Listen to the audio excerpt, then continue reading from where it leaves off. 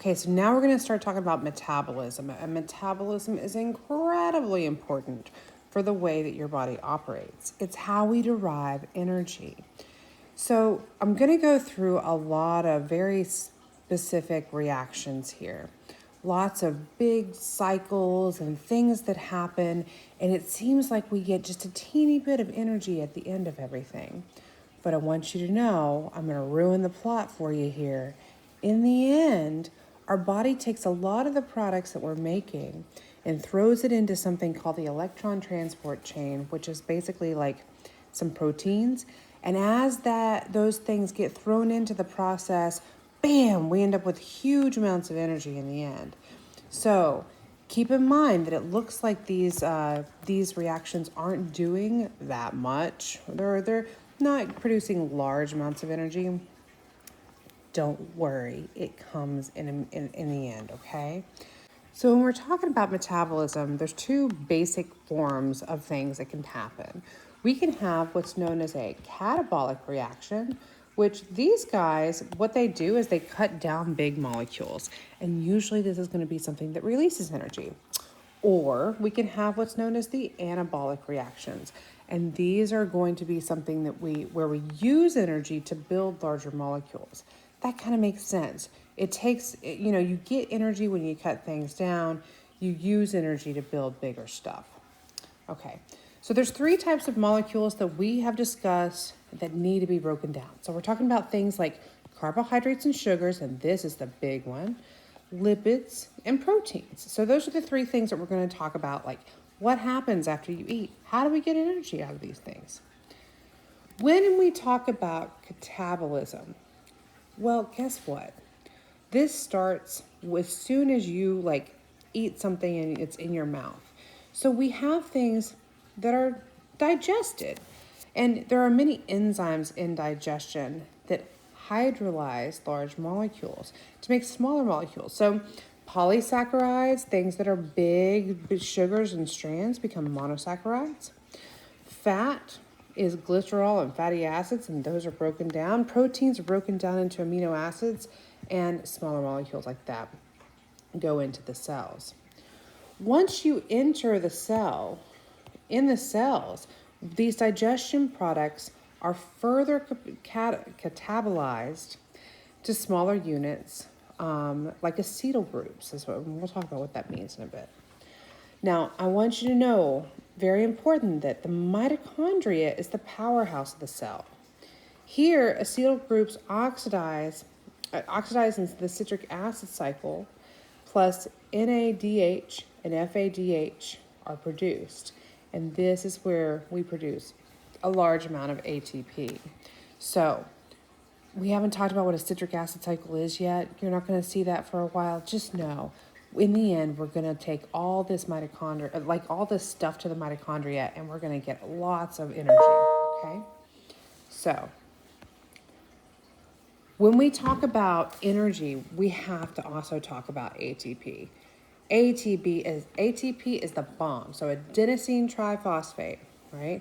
That's what this is. We have 3 phosphate groups connected to ribose and adenine. And this is basically our fuel as we go through anything in the cell, okay? We can go through 1 to 2 million ATP in just a second. And that's awesome because that's what gives us all this energy. But we have to figure out how we get it. So let's see. When we take ATP and add water to that, we get adenosine diphosphate. And basically this phosphate group comes flying off, and we end up getting 7.3 kilocalories per mole of energy. Kilocalories, not calories, kilocalories. So this stuff is going to actually really give us quite a bit of energy. But wait. We can do more than with that. We can even take ADP and turn it into adenosine monophosphate and get more energy like this. Now, that doesn't happen as often, but we usually use ATP, but totally it can happen. Most of the time we don't use water, or we don't write that down, so don't get confused if you don't see water in the reaction, but it's totally still there. So, again, breaking apart food is a catabolic process used to make ATP. We can use anabolic processes for using that ATP for energy. So in other words, we can build other things once we have our ATP that is there. So there's 4 major coenzymes when we're talking about metabolism that we need to sort of know about a little bit. The first is NAD, and then we also have something called NADP. Those two are really easy to get confused. So there's a difference in a P there. We have what's known as FAD, and then something called coenzyme A. Okay, so let's look at those structures and look at how they sort of relate to each other. This guy right here is NAD. This is the oxidized form of it. What happens, or what can happen in these types of reactions is that we can have 2 H plus and 2 electrons that basically come right here to where that carbon is. And looky here, we have 2 hydrogens now. Now remember, when you are writing this in like as it is right there, there's already 1 hydrogen. So this hydrogen's still there. It's just that we're adding a second guy there, okay? And that's where NADH comes from. Yeah. And of course, you also get back one of these H plus right there in the end. But that's the difference between NAD plus and NADH. Okay, so those are your differences right there. NADH and NAD are required in dehydrogenation reactions to make things like C-double-O bonds. So like oxidation from alcohols to C-double-O bonds. So that's sort of what we use those for, okay? Next, we have that and NADP to NADPH. So these are used in lipid and nucleic acid synthesis. Very important, right? We also use this in reduction oxidation of reactions, similar to what we have in NAD, but the structure only differs by a phosphate group, which you would anticipate given the fact that we have a P at the end, and that phosphate group is right down here. See how that's the case right there? And again, we have a change in, this spot right there by adding another hydrogen.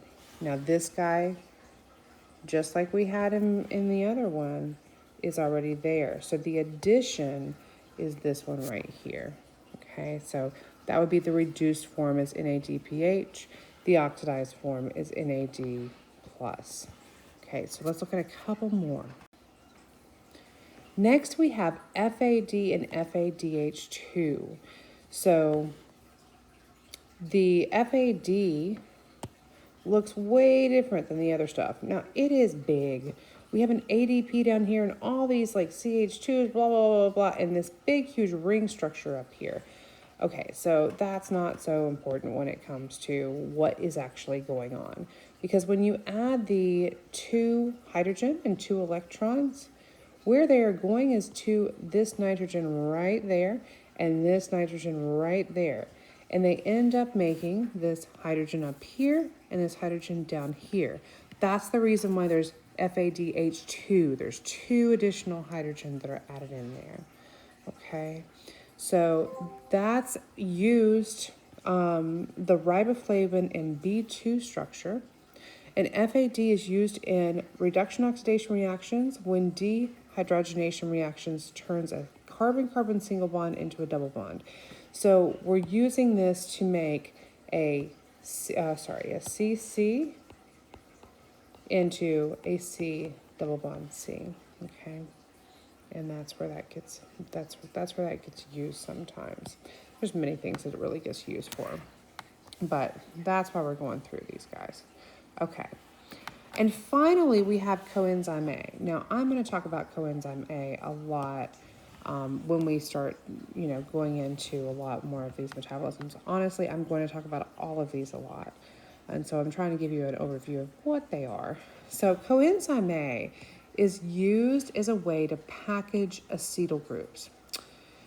Okay, that means that they can't react with other enzymes, and it's a large molecule made of aminoephenethiol,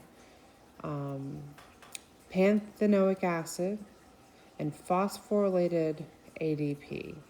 So we use this as an abbreviation. We have coenzyme A, which it would be just the HS, and this is the acetyl group right here. Okay, this is an acetyl group that we don't really have to worry about very much. When these two things though combine, you end up with a new bond right there. Okay, coenzyme A, as we said, is a large molecule. There's a lot of stuff over here, and it's basically a carrier then for this acetyl group. And so it basically says, hey, let me take you now and take you over to do something else. I'm going to transport you. It's kind of like the thing that's moving and saying, hey, let me take you to your seat at a theater or something like that. And so we call that acetyl-CoA or acetyl coenzyme A when those things are packaged together. So one little note on carbohydrates, we can break down polysaccharides, even like in our enzyme in saliva, that's what happens. Then it moves into your small intestine and you further break it down. You do a lot of work in your cells to convert sugars, but all of these things really lead to glucose. Glucose is incredibly important, and we're going to look at how we break that down. So glucose is our primary source of energy. If you have other types of carbohydrates, guess what they make in the end? Glucose.